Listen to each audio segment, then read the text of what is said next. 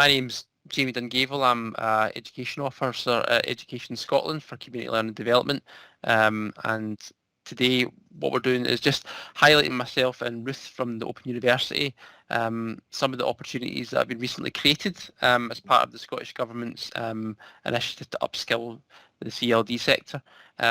So some of them you might be aware of already and heard announcements from if you've attended like the CLD Standards Council conference or even today at the Digital Youth Work Conference for YouthLink in regards to the Digital CLD Award, the upskilling or the changing of the competencies. And one of the other key elements to that whole approach is the Open University offer, which is another avenue which works with other two to look at supporting CLD practitioners in the field to upskill themselves in digital frameworks, digital competencies, using digital skills and toolkits, feel more confident within themselves in regards to using different resources and having the means to do that through a variety of different courses and platforms.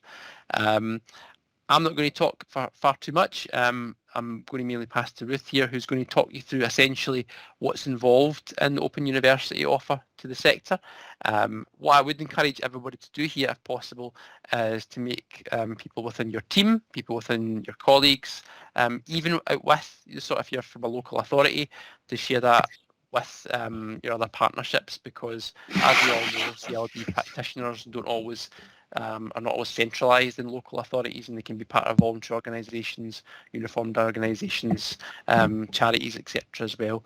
So the whole offer that comes from the Open University is for anybody that identifies as a CLD practitioner, not just local authorities. So please feel free to share this.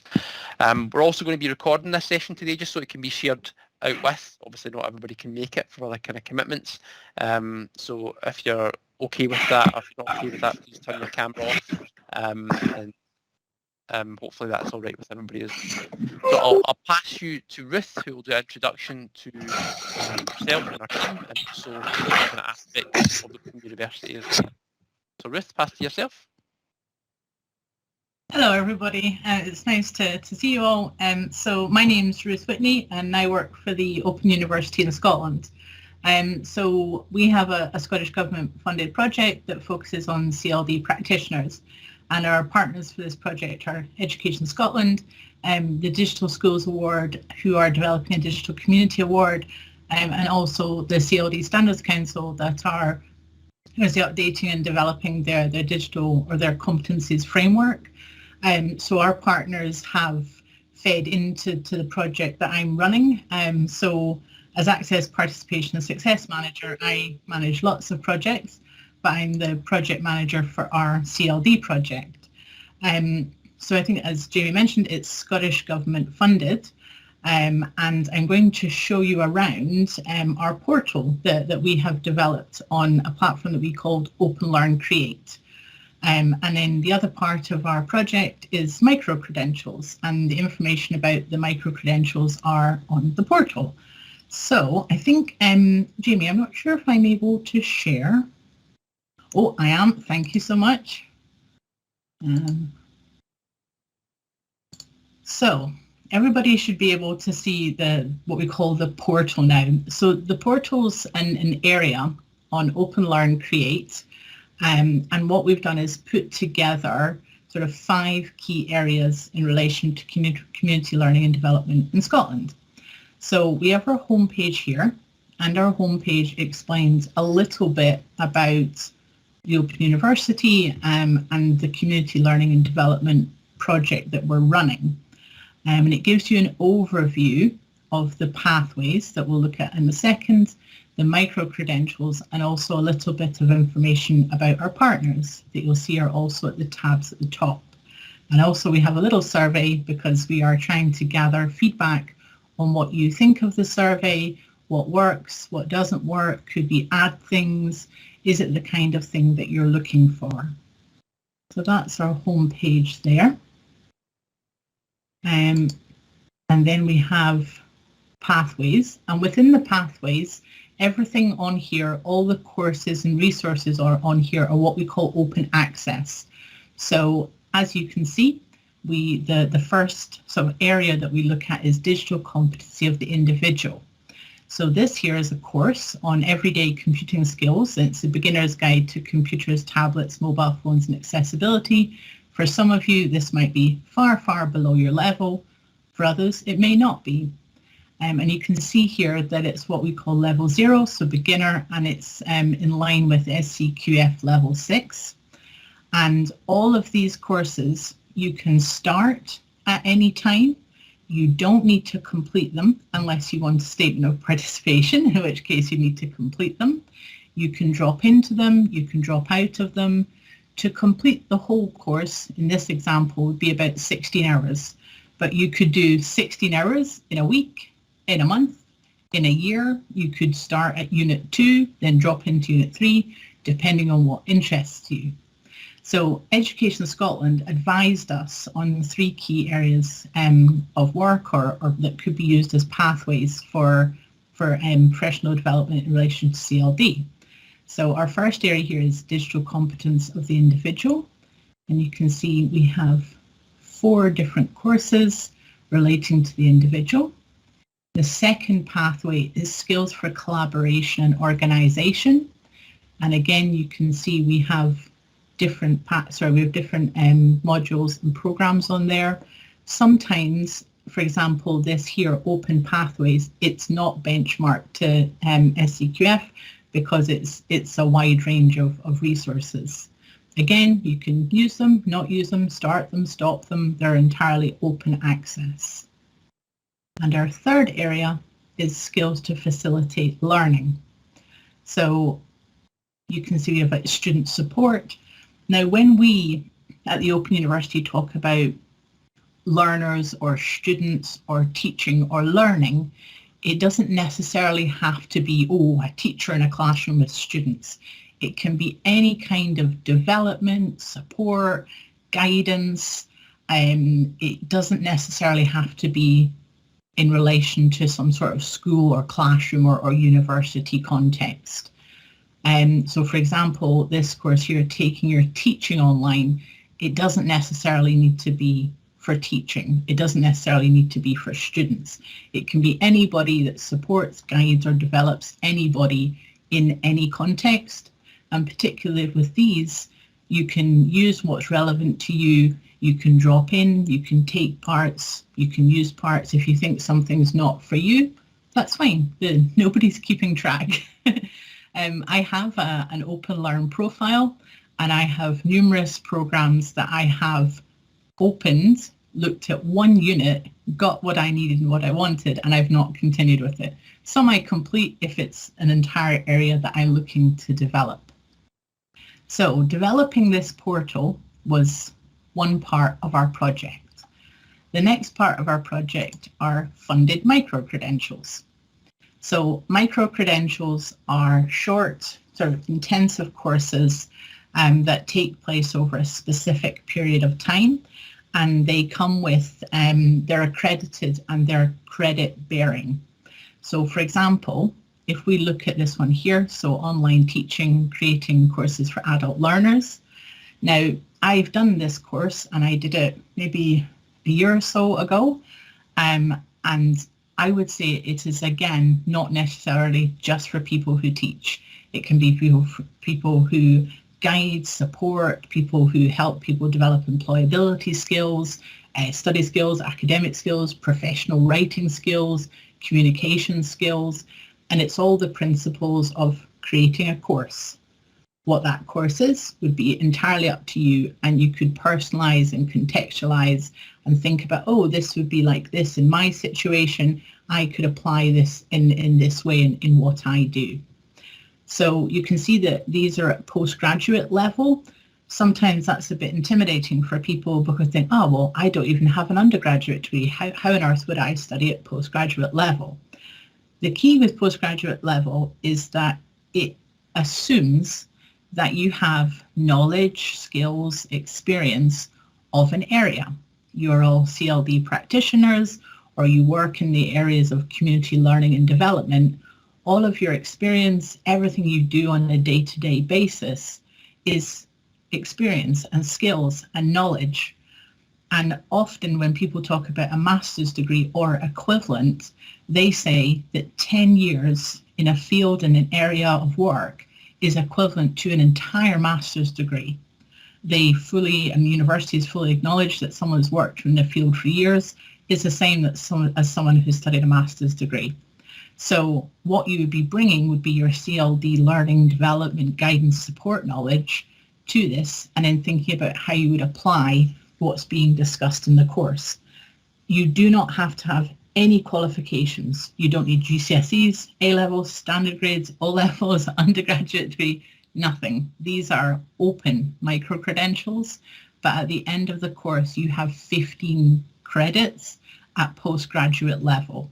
They are with you for the rest of your life.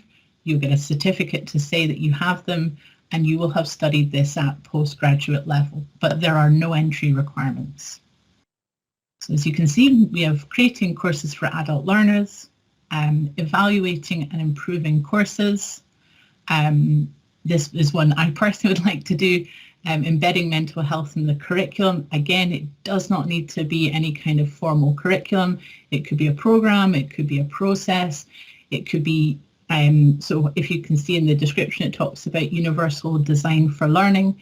That is learning and development for anyone, anywhere, in any way. And that's the underlying principle, that it's working with the people you're working with to understand what works for them, what doesn't work for them, what their goals are, what they view success as, what maybe you view success as.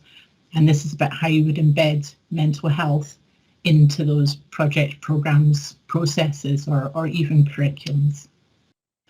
We also have one on accessibility and inclusive learning, something that I think across the board is becoming more and more important. And I think something that since we've moved a lot of operations online, a lot of people have had to rethink what accessibility is and what inclusivity is. It has brought more people together, but also technology is maybe not always accessible to everyone, but quite often there are simple ways to make technology and online things more accessible to more people. And then finally, embedding social, race and gender equality issues in programs, learning, etc. So you'll see that I think these are all at postgraduate level, but incredibly important to note, you do not need any previous qualifications to apply for these. So we're incredibly fortunate because originally the deadline for applying for these courses was Sunday the 13th. The team has had a good discussion and we've been able to extend the deadline until the 27th of February because the application time was very short. So we have an additional fortnight for people to apply. Hopefully, if I click on one of these, it will take me to the course. So the course is run on FutureLearn. As you can see, this particular course would normally cost £675. All micro-credentials that have actual university credit-bearing points cost between about £600 and £1,000. We have 200 funded places. So if you register through us for one of these and your application is successful, you would take the program for free. The programs all start on the 14th of March.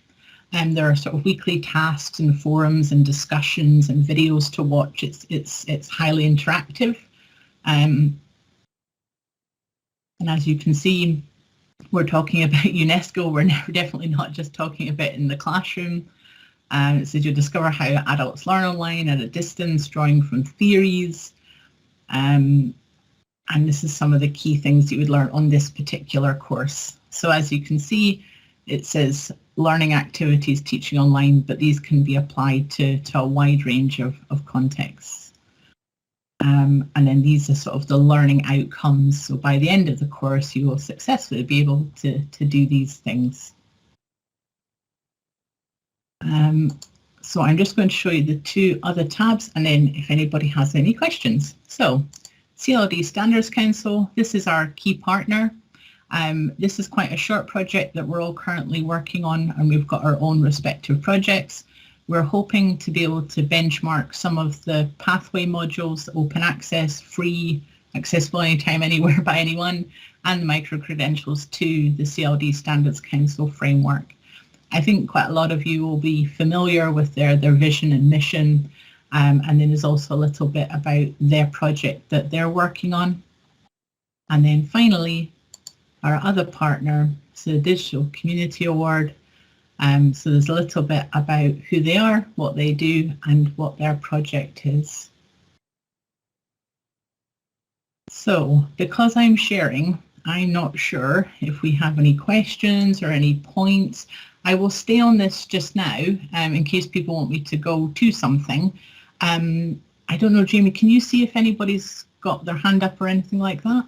If anybody wants to ask any questions, just put it in the chat or put your hand up. Just while I'm speaking now, Ruth, can you show everybody just how they apply, obviously, for a funded place? Because obviously they go to the specific Microcredentials site, don't they? So that it doesn't cost anything.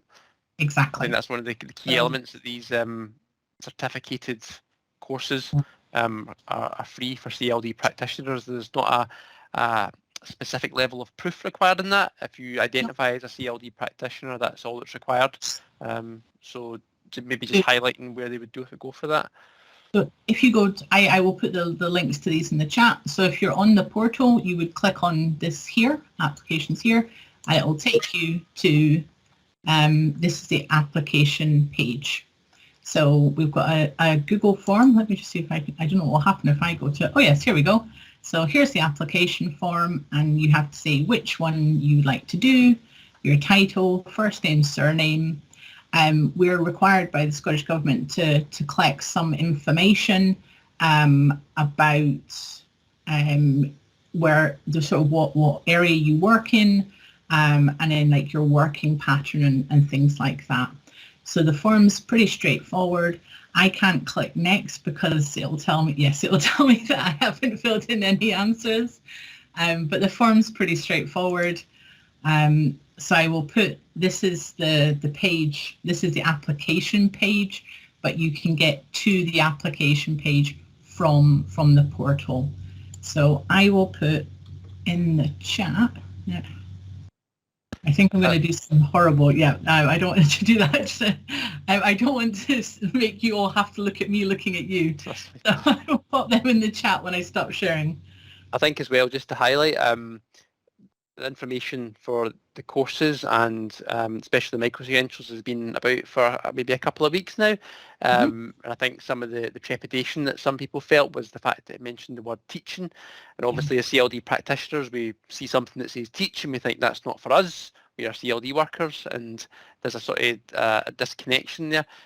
Just like Ruth was saying there, the main content of these courses is specifically for wider learners and people working with learners across the board. So it doesn't focus on that sort of element of pupils or classrooms. It's about the kind of wider learning context. So please, when it says online teaching, it doesn't mean for teachers as such. It means for practitioners that work in the field. Absolutely, right, yeah. Absolutely, Jamie. Thank you. I think if we'd had longer, we would make a CLD practitioner micro-credential, and I think based on feedback either on this portal or potentially from people that undertake these micro-credentials, I think we'd like to do that. But just due to the time, we were asked to put together like a package of micro-credentials that existed that would be of interest.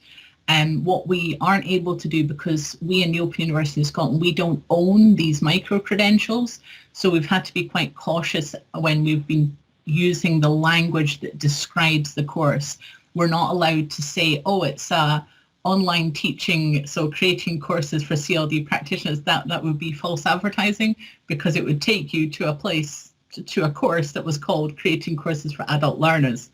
But part of what I'm doing today is just to reassure people that you don't need any qualifications to undertake these courses. They're applicable to far more than just traditional, or maybe what's seen as traditional teaching and learning, and that this is here, and that actually the third area of what we are doing in our project is we have regional champions that we've recruited, and they will be offering wraparound support. So everybody that signs up to, say, course number 1 here, the Creating Courses for Adult Learners, will be invited to regular catch-ups with everybody else that's doing the course. So they can chat about how they're getting on, how they're applying the knowledge, if they've got any challenges. So we're offering a bit more than people would normally get if they were doing a micro-credential, and everybody will be linked to CLD. And I think just to highlight as well that the portal element, so the overall page that Ruth is looking at this moment in time, that'll also change and be updated over time with other opportunities. So the pathways element, have other courses available. I'll link into other providers as well. The hope is that this platform can be a centralised space for digital upskilling when it comes to CLD practitioners across all disciplines. So it's very much in its infancy in the pathways element at the moment, and the hope is that it sort of grows and develops as time goes on. But especially for the micro-credentials, if it's something you think you or your colleagues or your wider partnerships might be interested in, then the deadline, as Ruth said, is definitely the 27th of February to submit applications. Definitely this time. Definitely, yeah. I'd have a lot of very cross people if I tried to move it again. So I think one thing that we hope to do in the future is to somehow link up some of these courses with iDevelop. It's out with the scope of this project, but myself and people from CLD Standards Council have been talking about what happens after this project.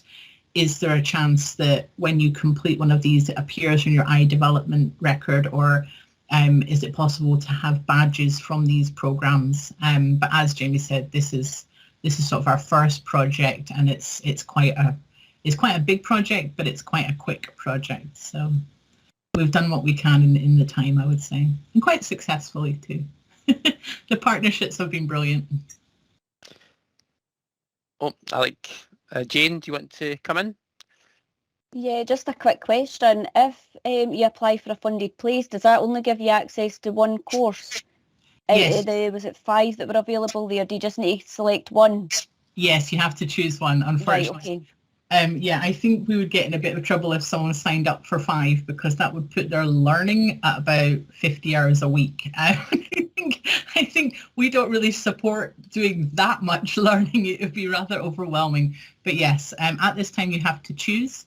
But I would say that if the project runs again, you could choose another one. Okay, thank you. No problem. Is there any other questions anyone has?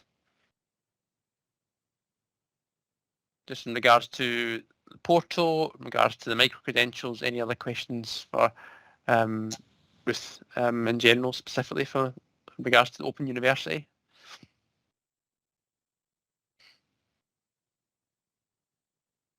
Hopefully that.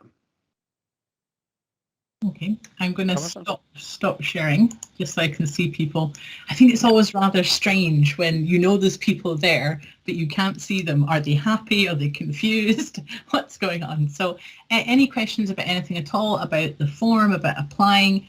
There's something that hasn't come up as a question yet, but I think I'm just going to bite the bullet and talk about it. I've heard from a few practitioners that the amount of time required is potentially problematic, because line managers are concerned with the time commitment within the working week. So it's been mentioned by a few people.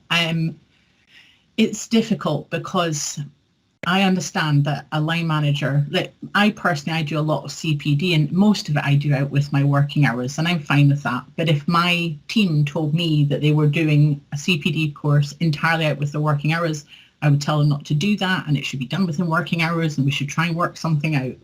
And I understand that it is a bit of a time commitment, but because it's accredited and because it's credit bearing, it has to be. And I've heard from practitioners that have done the course before that it does take the amount of time suggested, but that it's worth it, and that they get a lot out of it. And I was reminded by Kirsty Gemmell from CLD Standards Council to mention that you have a requirement to do CPD, maybe not that many hours in that 10-week period, but that over the course of the year, you do have a commitment to CPD. So, but I just thought it was worth saying, and I am aware that it's, oh, Kirsty's here, oh gosh, I hope she doesn't mind me just saying that. Ruth, gold stars all round, Ruth, for saying that. Fantastic, thank you so much. I didn't realise you were here. I'm here. lurking.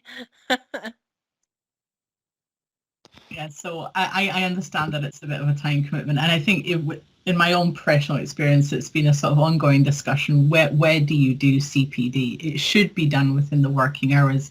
It isn't always possible. It's just whether you think that it's worth it if you have the time and it's something that you'd like to learn about. Could it be done partly out with your hours, even if it's half an hour before work or a bit of your lunchtime if you're working from home or something? But it's worth mentioning. I suppose just to highlight that further, Ruth, it's just that idea that because it's such a, if you were to do this on your own, it would cost that amount of money, then it's quite a unique opportunity to CLD staff, because usually when it comes to most training for CLD staff, it has to be either free or you have to find the money yourself. So to have something unique like this, where there's funded spots for people that are in the field, we don't know if this is something that would be offered again. The funding, as Ruth suggested, is from the Scottish Government, only lasts until the end of March. So we don't know if there's scope to do this in the future. So it is an opportunity. That's all I want to kind of highlight there. So when it comes to sharing that with yourselves and also you sharing this information wider, it's important to keep that in mind, I suppose. Absolutely. So if there's any final questions, please say now or forever hold your peace. And what we'll do is the information that's been put together here, we'll also share that on further to our regional contacts within each of the CLD teams and partnerships in each of the regions. But please feel free to share this information that you've had today and also the links specifically amongst your colleagues. Like you said already, there's the extensions been made in regards to people applying for the micro-credential courses specifically. So hopefully some keen participants kind of come along. Ruth, Karen's just asked the question there, are reading materials issued in the programme or do we need to purchase more textbooks? No, you don't need to purchase anything. So I've done a few of these before. They either provide you links to a website or they'll provide the PDF. What usually happens on the programs is there's videos and text within the page. And then if there's a longer text or a longer video, they'll put in a link. It might be a book chapter, it might be like a journal article or something, but you do not have to purchase any other materials. Yeah, it's that everything that you need is included in the course. Excellent. Okay.